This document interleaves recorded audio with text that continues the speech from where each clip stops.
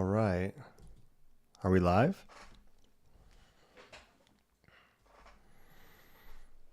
Let's see if we're live here.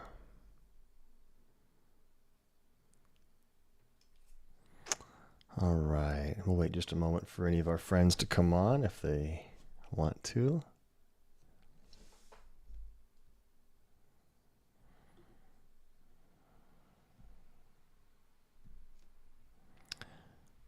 Okay, let's make sure the audio sounds good.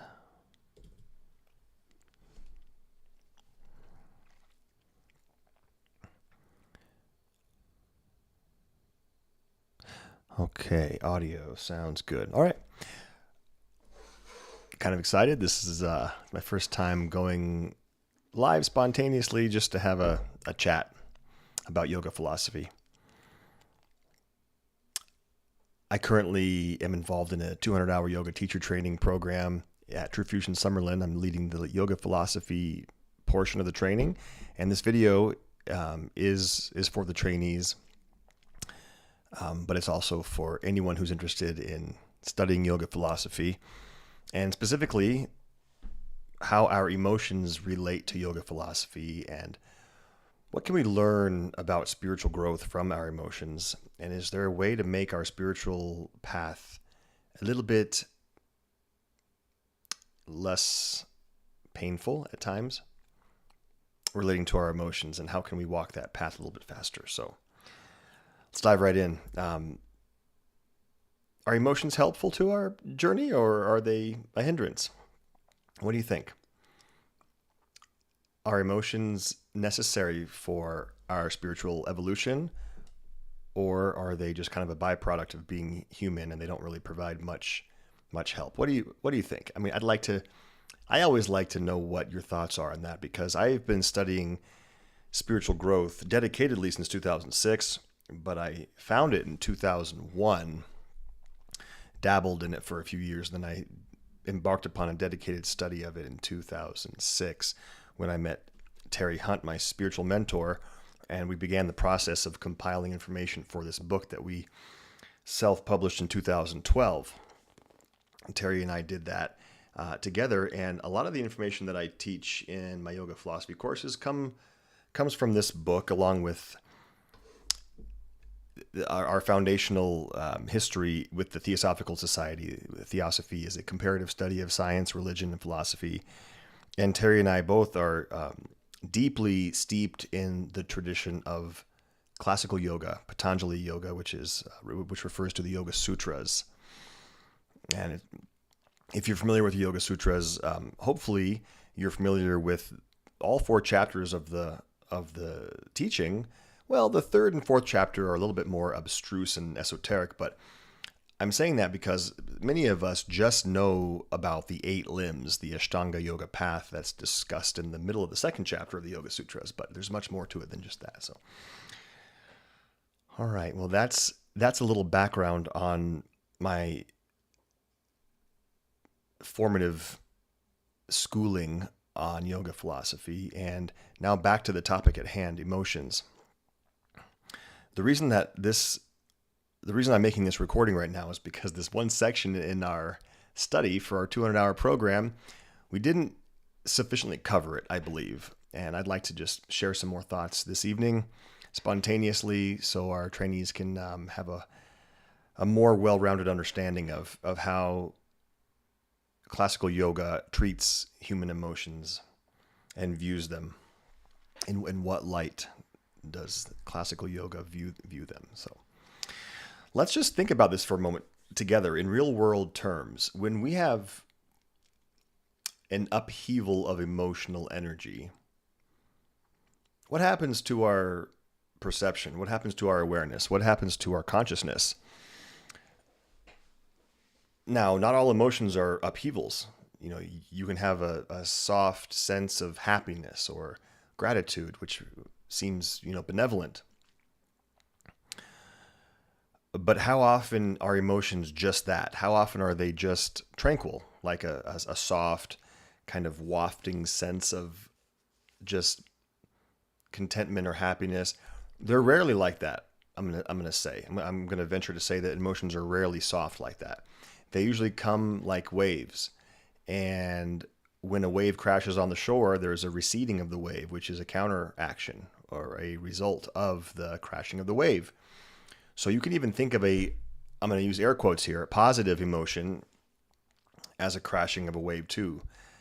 Think about the rush of energy you feel when you get super excited or surprised in a good way.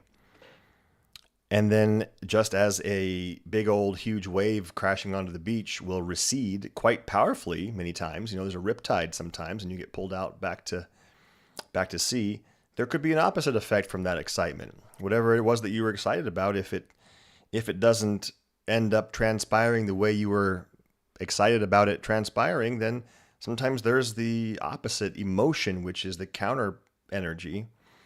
And that counter energy usually is unpleasant.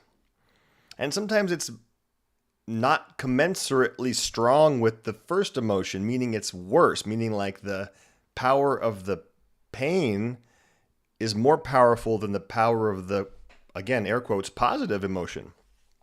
So you probably see where I'm going with this and what my view, and now this is just my view. I'm just one person. I've studied a lot, but it's just one person. What my view is on emotions. All right, since this is my very first time streaming, I'm going to make sure that we have a healthy stream here. So bear with me. I'm just making sure, clicking a couple things. All right, we are going live. Yeah, okay, good. Just making sure. I'll get the hang of this soon. Got a new fancy mic, got some new software I'm using. So, all right, so I'm going to show you where in our book we talk about emotion. So there are a few places. So in our book, let's see, chapter 12 is actually called Emotions, Friends or Foes. Looks like that's backwards text, isn't it? Okay, so emotions, friends or foes. And then chapter 13, how emotions affect us. And we dive deeply into this and we talk about what actually happens to our consciousness when we are overtaken, really. I mean, a lot of times emotions blanket our whole world. They veil our consciousness, and we see the world through the opaque, semi-opaque veil of our emotional energy. And then everything we do is guided by that and tainted or shaped or declarified. That's not a real word, but you're clear when the veil is up. When the veil is down, you're less clear. Declarified, can we say? And that happens. You've probably heard the term, I'm green with envy, or I'm seeing red when I'm so mad. Well, that's exactly this. That's like your whole perception of the world has been changed based on your emotions. Have you ever heard of the term a knee-jerk reaction? You've probably heard of that. It comes from the old school tool the doctors would use to check your reflexes. They'd hit your knee, and then with the little hammer thing, and then your knee would pop out. So all these things are reactive aspects of what we do subconsciously, unconsciously when we have emotions. One of my favorite teachers, modern day teachers, is Eckhart Tolle. And this book, A New Earth, is, I believe, yoga in practical action.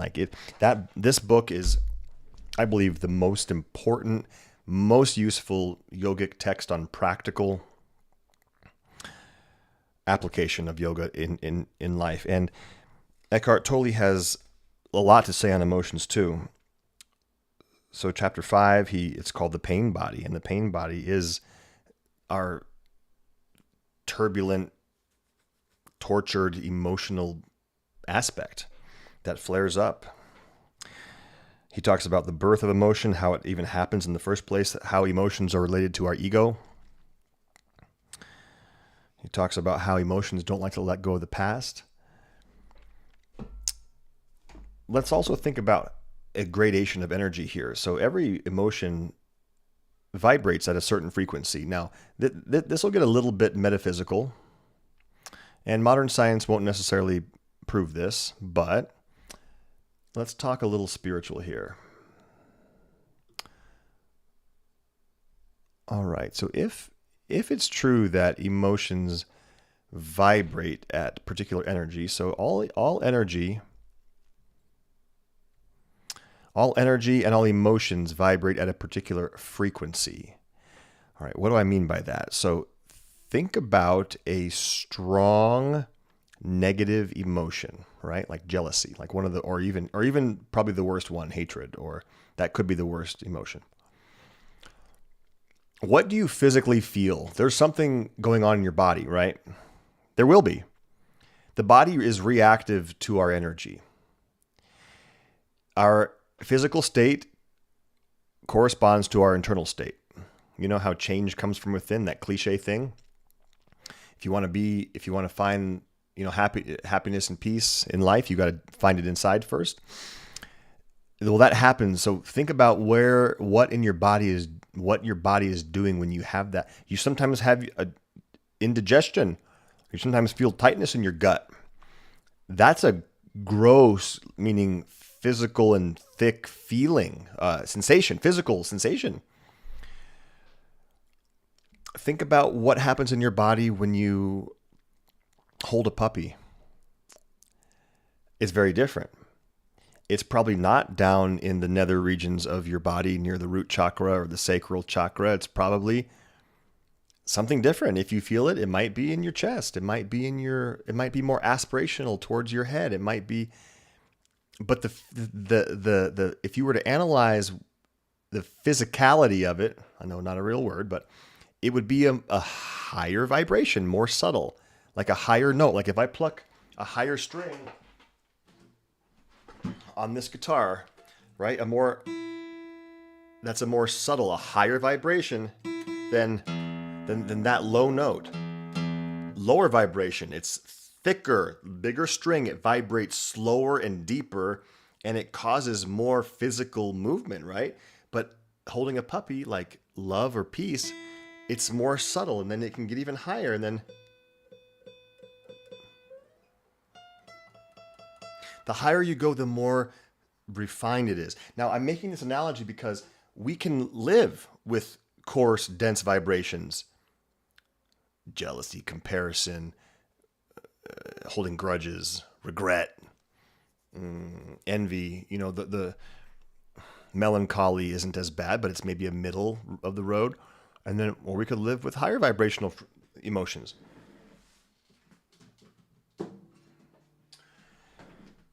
When we become scientists and start to use our lives as our own laboratory, we can start to invent things. And it might not be something new. It might be something that we've heard or learned, but just never applied. And then when you use your own life as a petri dish, you might end up saying, holy crap, I'm proving this to myself. I heard it 5 times, 10 times in yoga classes from my parents, whoever. But now that I actually tested it in my life, I'm going to do it now because I know it works. So think about these things. In your meditation, think about when you're meditating, think about emotions. How often do you have the dense, hard, kind of uglyish emotions? And how often do you have more refined emotions? And then I want you to ask yourself, is it possible for the emotions you think are positive, I'm going to put air quotes again, to flip-flop? Can happiness ever turn to sadness? Can excitement ever turn to disappointment?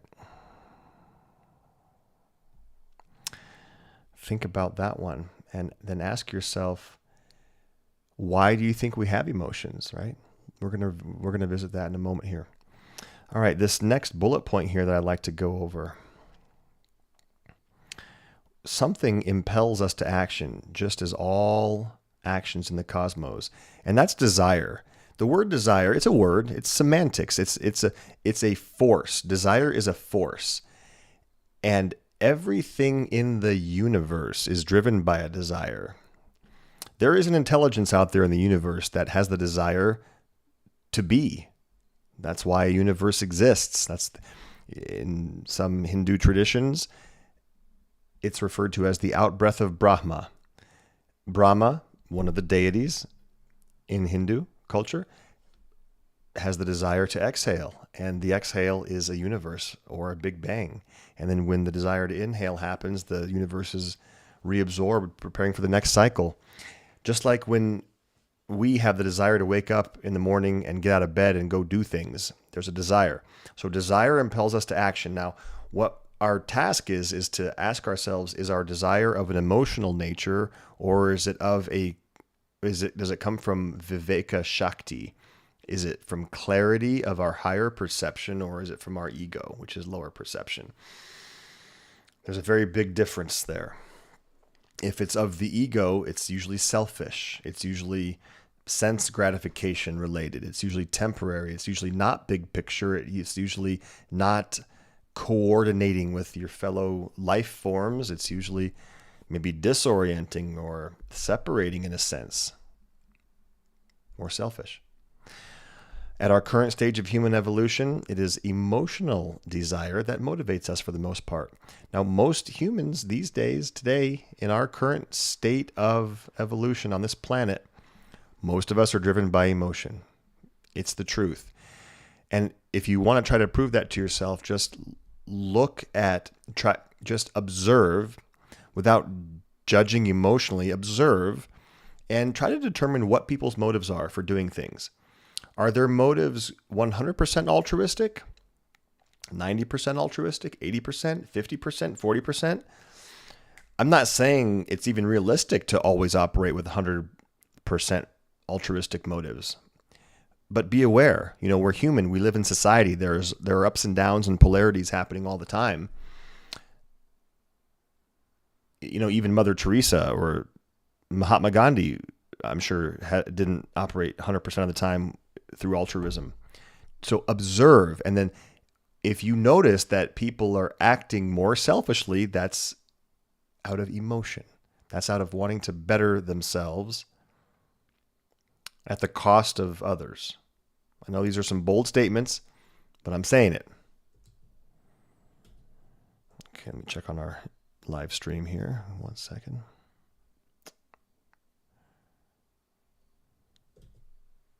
All right, I think we're good.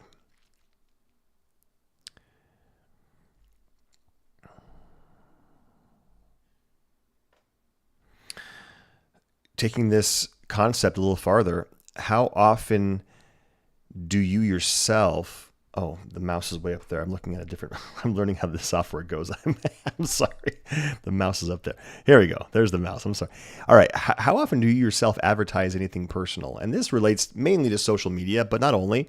It can relate to gossip. It can relate to just sharing with a friend. It can relate to raising your hand in a class and wanting to be the one that talks a lot and shares personal things. And I'm absolutely not saying that every time you advertise or share something personal, it's of the ego and it's bolstering your self-perception of worth. I'm not saying that. I'm saying be aware. Be aware. Is everything you're sharing necessary? What is your motive for sharing something personal? How many selfies do you post on social media all the time? What's the motive? Just be aware. Be honest. Live your life with a mirror. Maybe not right in front of you, because then you can't see where you're walking. You might walk into something. Have the mirror right over here and check in with it. Mirror. Look at your chat and really check in with it though. Like really look and say to yourself, am I being honest with myself? Am I operating at my best? Or am I being a little malicious, a little sneaky here? Am I trying to do something a little underhanded? Just ask yourself, how much do you share, or do you personally share? How much, and is it necessary? Yeah, that's a good litmus test for the ego and emotions operating in your life.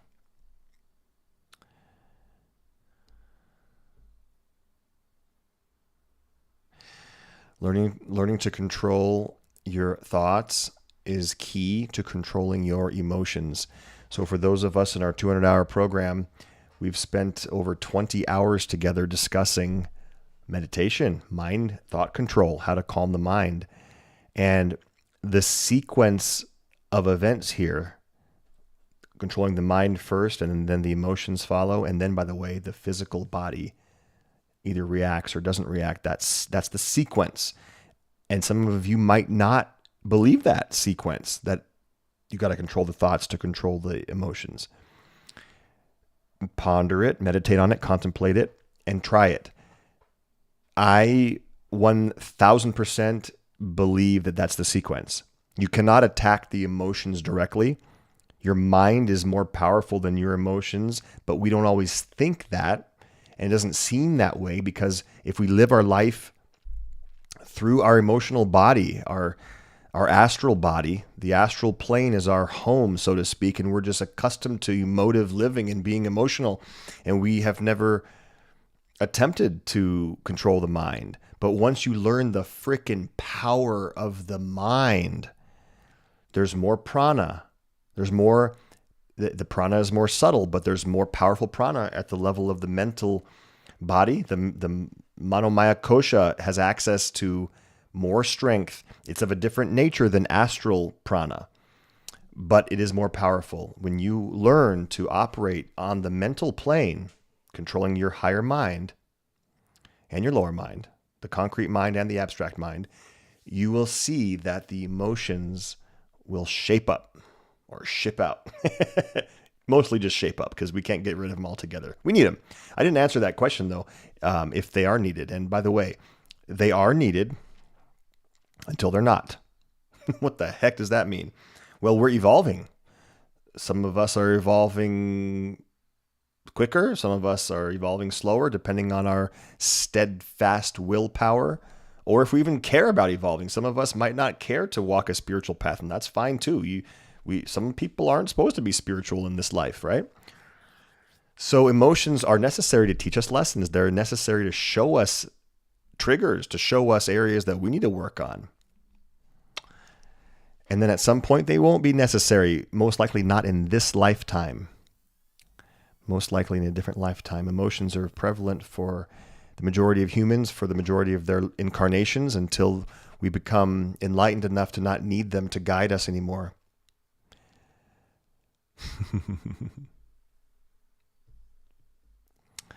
All right. Do emotions help or hinder you on your life quest? I think I just answered that, but yeah, they most certainly provide us with lessons until we don't need them to provide us with lessons anymore.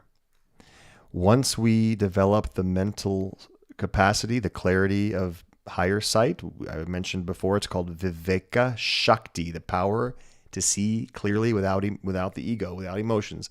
Until we develop that, emotions are going to be our usually painful guide. Once we develop our Viveka Shakti, we'll be able to see mentally, see clearly, and make conscious choices without having to mess up so much and feel the pain of those mess ups. All right, let's see. What else do I want to share before I sign off?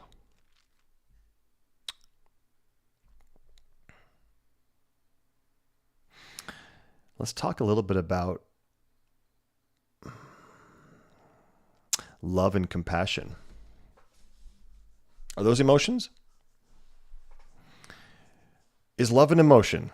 What is love? Baby, don't hurt me no more. What is love? I can't not think about that song when I say that. But literally, what is it? What is love? Is it an emotion? I don't think it's an emotion.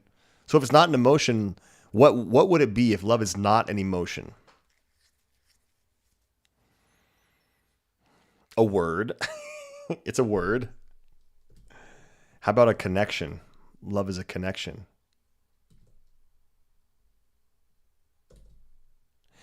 Love is an energy. Some people say love's an action. Wait, what did I just do here? Oops. Oh, gosh. I didn't mean to do that. What did I do here? Bear with me. This is so fun, this software. Whoa, don't do that. What the heck? Oh my gosh, stop doing that. Grr. Sorry. There we go. Boom. Boom.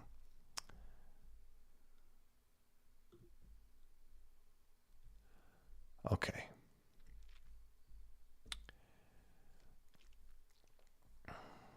And then the question is, what is unconditional love? Is that a thing? Is unconditional love actually realistic? Because if you think about it, it's non-negotiable what unconditional means. It means that no matter what the person does, if they yell at you, if they cheat on you, if they leave you, if they try to chop you with a machete, you still love them. You still love them the same. I'm serious. Like, think about that. Do you think it's possible to do that unconditional love thing? If you really think about it, it becomes clear that unconditional love is extremely rare, and it takes vairagya, which means it takes non-attachment to exercise unconditional love. And non-attachment is another extremely rare energy or quality. It's said to be the highest practice of yoga. The highest practice of yoga. Vairagya, non-attachment, being able to be equanimous, being able to be stable and calm, regardless of anything in the outer world. Anything. Tall order. So unconditional love is not a thing that we practice all the time, right? But love is, and let's look at love for a second here. All right. I'm going to read a little excerpt from our book, actually. So I can never tell where the mouse is. I guess the mouse is that one. Okay, because I see two mice on my screen. One that's my actual mouse and one that's being streamed, and they're different places on my screen. Weird. Okay. All right, from Ancient Wisdom for a New Age. This is from our book. All right, we talk about love a lot, yet that one simple word can mean anything from primitive animal lust to the most sublime, unconditional, and spiritual love. There's no other word that covers such a wide range of emotions and vibrational frequencies. When we, quote, fall in love, it is completely beyond our control, usually. Satisfying this emotion becomes more important than anything else, even food. All the world loves a lover. It's easy to smile at the starstruck lovers and feel an emotional response, either relating because of your own experience or perhaps jealousy because it's happening to them and not us. All right, I'm going to skip a little bit and go down here. Regardless of what happens or who's at fault for a breakup, if you have one, true love will always exist if it was ever there in the beginning. Otherwise, it was not really love at all, but emotional neediness. We should look at our love contracts carefully and honestly. It's easy to insist our love is unselfish, especially when it involves the love between a parent and child. Seldom is it true unconditional love, even in the latter case. More often, it's based on emotional needs. And I'm sorry to sound a little bit pessimistic, but Terry and I have investigated this, and this is what we see. I'm emotionally needy, and I'm in search of another emotionally needy person so we can fill each other's needs. This is the very definition of codependency, and it's hardly indicative of enlightenment. Oh, gosh. So be mindful when you talk about love and what it is. The question is, so what actually is love then?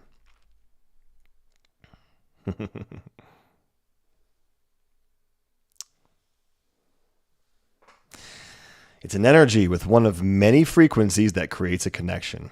That's the best I can do on defining what it is. All right. This handout that I'm scrolling through is part of the yoga philosophy course that I developed this year in January, and I taught it at True Fusion, and I'm teaching it again next month. Actually, next month, September 10th, online and in person here in Vegas. And this particular handout, let's see, this one is our session 8. We have 12 sessions.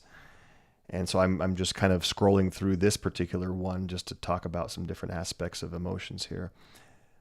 Let's see if there's anything else I want to bring up on this topic. Oh gosh, this whole handout is all on emotions, but we've been live for about half an hour, so I'll go ahead and wrap up with that. Of course, there's a lot more where that came from, and I get giddy talking about this stuff. So if you're at all interested in diving more into this stuff, please consider joining for our yoga philosophy course, which starts September 10th. There's information in my bio, and there's a video on it on my YouTube channel. Also, the link for the registration is there. All right. If there are any thoughts or questions that you have, please type them in the chat box. I'm watching that now. I'll wait for a couple of minutes to see if anyone wants to do that before we sign off. And last couple of thoughts that I can share.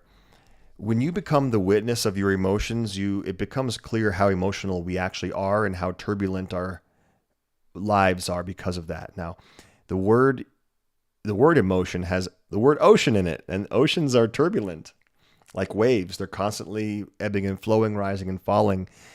And that's not always comfortable to be thrown around in life. It's far more peaceful to be stable. And I mean, Patanjali even says in the Yoga Sutras that when you become stable in your yoga practice, like stable with some ease and meditating on something greater than yourself, when you can be stable and relax some effort, meditate on something greater in your yoga practice, he says you'll no longer be assaulted by the pairs of opposites in life. No longer be assaulted by the pairs of opposites. And when we're emotive, when we are emotional and reactive, and when we get super excited about certain things, then super angry about certain things, those are the pairs of opposites that Patanjali is talking about, and we're constantly being thrown around. Now, I'm going to again say that a lot of people frankly enjoy it, and that's fine. Like, I'm not saying anyone needs to change. I'm saying if you want to change, this is the way to do it. If you want to change and you want to be more peaceful and stable, watch the emotions and learn that they are not you. They will rise and fall like maybe even an upheaval of earth during an earthquake. It will, rumble, and then it will fall, and then it'll stabilize. And just, if you witness it and watch it and step back, say, oh, I got a trigger. That just triggered me. I'm reacting. Say, okay, I see that. Prana, do a breath or two or 8. Let it pass. And then when you open your physical eyes, your Viveka Shakti at the third eye is going to be more clear as well, because you just breathed some prana through your body. You calmed yourself down, and then you can handle it.